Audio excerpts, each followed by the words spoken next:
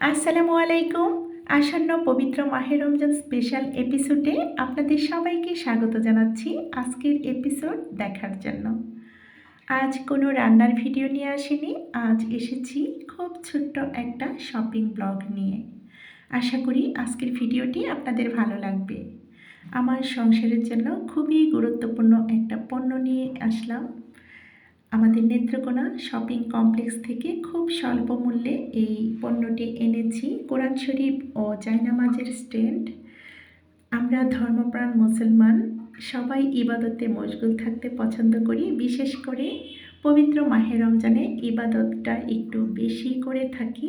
তাই জন্য কিন্তু আমার এই প্রচেষ্টা যেন আমরা হাদিস কিতাব, কোরআন শরীফ ও জায়নামাজগুলো একত্রিতভাবে পরিপাটি করে রেখে দিতে পারি। এই যে দেখতে পাচ্ছেন ফটো আছে 4টা আর রয়্যাল হুক আছে, এটা ওয়ালে হ্যাঙ্গিং করার সুব্যবস্থা আছে।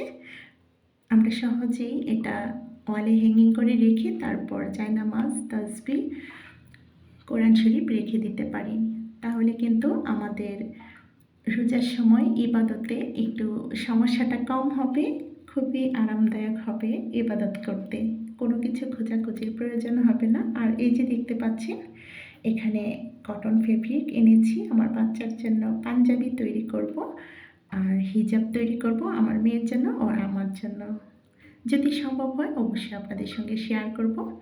আর এখন একটু খুব বেশি বিজি আছি, আপনাদের ভিডিওগুলো ভিজিট করতে পারছি না, এখানে লোডশেডিংটা একটু বেশি হচ্ছে আর রমজানের প্রস্তুতির জন্য। আর আমি একটা প্রজেক্টে হাত দিচ্ছি, ইনশাল্লাহ অচিরেই আপনাদের সঙ্গে শেয়ার করব।